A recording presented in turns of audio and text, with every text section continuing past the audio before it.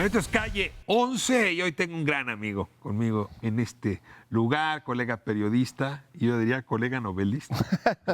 J. Jesús Esquivel, Tu cabello es la frontera, edición Grijalvo. A ver, aquí hay un personaje principalísimo, Enrique Calderón Nieto. ¿Me equivoqué? No, así se llama. Así se llama, Enrique Calderón. ¿Te imaginas? Corrupto, que abusa del poder, alcohólico. Todo junto. Todo junto. ¿A quién se parecerá? ¿Y es un personaje relevante de la novela o solamente es una explicación de la trama? Es una explicación de la descomposición que hay en el país, porque hay un personaje que es un periodista, Vicente Ramírez Zarza, de la Ciudad de México, que es asignado a cubrir la guerra del narcotráfico que lanza este presidente en medio de una situación de corrupción, de narcotráfico, de colusión entre gobernadores y el presidente para tapar precisamente lo que ocurre. Intenté con esta novela exponer ese México que hay dentro de México, que es en el norte del país, en una ciudad emblemática de lo que nos pasa, que es Ciudad Juárez. Ciudad Juárez que, como a ti, me tocó visitarla justamente cuando arrancó esta guerra, y me fue tocando ver, Jesús, cómo una ciudad viva, vivísima, se fue volviendo desértica. Recuerdo, creo que el Country se llama una de las colonias más, sí, dirían en estas épocas, fifís, con estas bolas del norte, ¿no? De paja y de basura, claro, por el desierto que se está volviendo. Esto está bien retratado aquí. O sea, tu personaje femenino viene de la Juárez boyante y sufre la Juárez desertada. Exactamente. Y además hay una cosa en todo esto, que también trato de pintar a ese Ciudad Juárez divertido, que contrasta mucho con la diversión que conocemos nosotros en la noche, la gente del centro del país, que me ha tocado vivir. Me he dado mis paseaditas en la noche. Juárez del Noa Noa. En Juárez desde antes, incluso. Trato de recuperar el nombre de los lugares que eran los más famosos hace mucho tiempo, el Chapulín Colorado, La Rueda, que además eran emblemáticos, donde encontrabas tanto a narcotraficantes locales, que no eran los narcos de ahora, que no se metían con la gente, como a los hijos de los dueños de la gente más adinerada de la región. Era una convivencia natural. No se metían. Les llamaban gomeros, ¿no? Exactamente. Era como un embrión del monstruo que luego vino, ¿no? Claro. Y ella, como es, a ver, ¿te costó trabajo construir un personaje femenino? A ver, Juárez es una ciudad femenina, digamos. Sí. Y ahí pones a la mujer, no me parece sorpresa que ella sea juarense. Exactamente. Y bueno, un poco distinta a las típicas juarenses, ¿no? Porque es una mujer de piel blanca, que eso la hacía diferente. La veían de manera distinta porque además viene de una familia que conoce todo el teje y maneje de lo que ocurre dentro de la ciudad. Su padre, dueño de talleres en el mercado de los cerrajeros, que es una especie de Tepito, pero en Ciudad Juárez. No sé si conozcas el mercado. Ella incluso adopta la personalidad de otras mujeres que han vivido, porque está basada en hechos reales, de épocas antes de que ella naciera, solo que a ella la ubico, que nace en 1980, para precisamente tratar de presentar ese contraste, esa transformación que ha sufrido Ciudad Juárez. No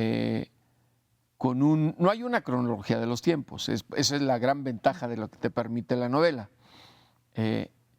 Un periodista que llega y trabaja con las fuentes locales y con los agentes de Estados Unidos. Que debe descubrir la guerra, que se da cuenta que detrás de la guerra hay motivos, como siempre, detrás de cualquier guerra hay motivos, pero hay motivos inconfesables, claro, políticamente inconfesables. Y que intercambia información incluso con los agentes gringos, para determinar, o que la gente entienda, que la ilegalidad en Ciudad Juárez muchas veces no es vista como tal. Es parte de lo que nacen.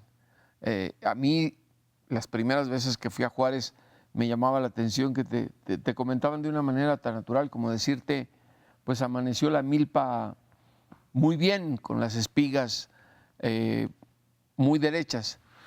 Está funcionando bien aquí la economía. Al narco le está yendo bien. Ese era el argumento. Sí, porque invierten ahí mismo. Y la colonia Juárez es algo muy explícito de lo que ocurre, porque no solo es narcotráfico. Es una maqueta del país. Exactamente. O sea, hablar de Ciudad Juárez es contrabando. hablar del país. Sí, y hay un tema que es intocable. Los feminicidios son parte de, pero el tráfico de órganos, yo lo menciono muy por abajo porque es muy complicado. Y la adopción ilegal. Exactamente. Es otro negocio. Entonces, ese Juárez también había que presentarlo divertido, porque podía ser deprimente para alguna persona leer esta novela, ¿no? ¿Cómo te relacionas con El Paso? Porque en realidad Juárez y El Paso son la misma ciudad. Por lo menos en la noche, mira, ¿ves estas fotos que tomamos? No hay distancia. Digamos, la frontera entre Juárez y El Paso es como de un cabello. Por eso. Créeme que empecé escribiéndola con el La novela final. se llama Tu cabello es la frontera. Debo decir que lo estoy plagiando a J. Jesús. Yo no me metí tanto de ese lado, porque quería mostrar ese México que hay dentro de México en toda la frontera. Elegí Juárez porque a mí me parece una ciudad emblemática de lo que nos ocurre. Déjame irme a corte y de regreso es una pregunta obvia, y es ¿por qué un periodista haría una novela? Porque es algo que nos ocurre. Y por cierto, con maestría en algunos casos. No se pierde esta novela. Regresamos a seguir hablando con Jesús Esquivel en un momento.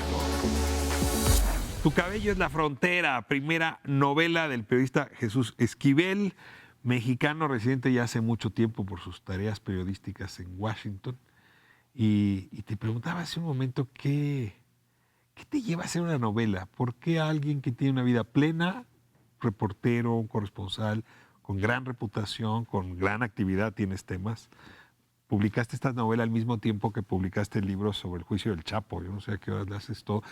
¿Te dieron necesidad, te dio motor para hacer un texto narrativo de este tipo? De tanto visitar Juárez y la frontera, durante estas épocas lamentables de la guerra contra el narcotráfico que nos han marcado mucho, que nos acostumbraron a los muertos, hay cosas como reportero que observas, que recoges, pero no las puedes escribir.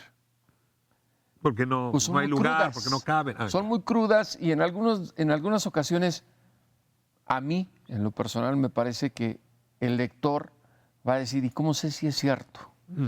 Entrevistar a un sicario, entrevistar a un narco. ¿Dónde está la fotografía del narco? ¿Dónde está la fotografía del sicario? ¿Dónde está el certificado de que se convirtió en un sicario? Te está diciendo la verdad, te está tomando el pelo. No hay manera de medirlo.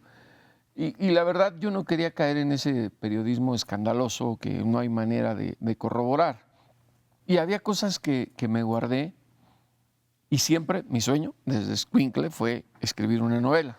¿Te llenó hacerlo? Sí. ¿Te quedaste picado para hacer más narrativa? Claro. ¿Podrías hacer ahora el periodismo y dedicarte solo a la literatura? Pues eso no lo sé, porque también me apasiona el periodismo. Y se vende y te da de comer, ¿dejarías el periodismo? Creo que no, porque me apasiona el periodismo, me apasiona reportear. Y creo que lo que está ocurriendo en el país todavía te genera más pasión por hacer un trabajo de investigación periodística, ¿no? Quisiera hacer las dos cosas, aunque es muy complicado, son demasiadas desveladas. Esa novela la escribí en las madrugadas, porque a veces me levantaba a las 2 de la mañana y ya le paraba a las 6:30. De pronto estaba yo dormido y me quedaba con la idea y me levantaba. ¿Qué es lo bonito? No sé, tú también eres escritor de novela, creo que apasiona, ¿no? Es que sí se crea un mundo paralelo que no quieres dejar. Claro. Y hay una cosa peor, que cuando la tienes que dejar, inmediatamente se empieza a gestar el siguiente mundo paralelo. Es decir, se te queda la adicción. Claro, y bueno, y en mi caso, algunos lectores que me han mandado mensajes han coincidido como 3 al final y me mandan nada más, y después esperamos una segunda parte. ¿Y qué has pensado? A ver, ¿traes ganas de volverte a levantar de 2? Ya lo estoy haciendo. Ya hay otra trama, ya hay otros personajes. ¿Es una secuela? Te mentirías en este momento si te dijeras una secuela, porque también se me ocurrió en algún momento escribir una novela sobre lo que ocurre en Washington con los corresponsales, que van a ser 32 años allá. ¿Pero naciste ahí o qué? No. Deja aprovechar que estás acá, porque sería ingrato para la audiencia no hacerte esa pregunta. ¿Tú te esperabas cuando los nombres de Genaro García Luna y algunos otros surgieron en el juicio del Chapo, que estaríamos donde hoy estamos, es decir, esta fotografía de Genaro García Luna con la cara baja, viendo si negocia un acuerdo o no de culpabilidad. Si ¿te imaginaste esa fotografía? Me la imaginé aquí en México. Mira. Me la imaginé que aquí en la México. fiscalía iba a hacer esa tarea. Sí, no sé si recordarás que en algún momento yo dije que todos esos documentos, expedientes de lo del Chapo eran una tarea pendiente para el gobierno de Andrés Manuel López Obrador, de darle seguimiento. La verdad me la imaginé aquí, no en Estados Unidos, porque fueron declaraciones de narcos, y a los narcos, no sé, hay que creerles un poco porque están entrenados por los fiscales del Departamento de Justicia. Es mejor hablar de ellos a partir de la novela que del expediente judicial. Y que ahí tengo un personaje que se apellida Maciel Luna. Mira, Maciel Luna. Mira. Entonces, qué bueno que esté ocurriendo eso. Yo decía a raíz de lo que ha ocurrido con Genaro García Luna, algo muy importante que no lo habíamos vivido en México. Es el primer encausado en Estados Unidos que se queda sin recursos económicos para contratar abogados porque ya le confiscaron aquí. ¿Es cierto eso? ¿Tú crees que la esposa no tiene recursos para financiar En un Estados abogado? Unidos no. Ya todo se lo quitaron y se lo congelaron. Entonces, ¿es cierto que no tiene dinero para pagar al abogado? En Estados Unidos no, a menos que tenga depositado en otras cuentas en otros países. Es que difícil también, creer que no. pero se está haciendo la víctima. Pues Por sí, eso está teatro, negociando. puro teatro, cantaría. Por eso está negociando. Ah. Entonces, pero a mí me da, si tú quieres, una satisfacción pequeña el decir, por primera vez le confiscaron cuentas a alguien, porque el Chapo financió sus abogados a través del dinero de su familia, que salió de aquí de México. En Estados Unidos no. El dinero llegaba allá, porque además el Departamento del Tesoro revisaba los pagos a Valareso, a William Púrpura y a Lickman. ¿No se te antoja ahora darle seguimiento a este otro juicio? Es casi tanto o más importante que el del Chapo. Es decir, siempre hemos sabido que policías y ladrones eran socios. Nunca se había visto tanta evidencia de la sociedad. Voy a estar allá el 2 de abril, obviamente, en la audiencia, pero estoy seguro que no va a haber juicio. O sea, se van a arreglar. Sí, sí, claro que, o sea, lo que dijo el abogado de que no está negociando es porque no tenía el expediente. De eso se quejó. Si no estuviera negociando, lo hubiera dicho durante la audiencia, y no lo dijo. Okay, entonces, ¿tú crees que va a cambiar su declaración? Se declaró que no era culpable.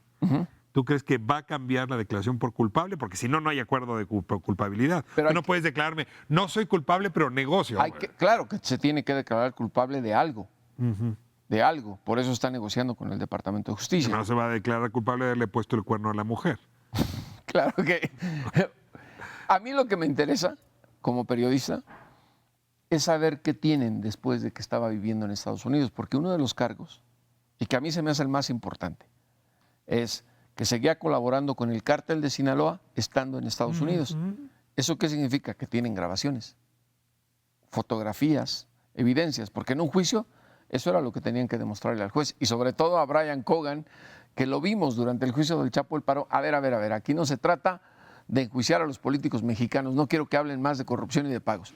Demuéstrenme que el Chapo metía droga a Estados Unidos. Pues como te decían tus lectores de las últimas líneas de esta novela, lo mismo te voy a decir del otro. ¿Y para cuándo el siguiente? Jesús, esta es tu casa. Me da muchas gracias. Gusto tenerte aquí en Siempre Calle es 11. un placer platicar contigo. Honradísimo. Y bueno, pues a partir de ahora, J. Jesús. Querido Jesús Esquivel, nuestro corresponsal, hay que decirlo, el más privilegiado entre los mexicanos allá en Washington. Muchas gracias. Gracias a ti.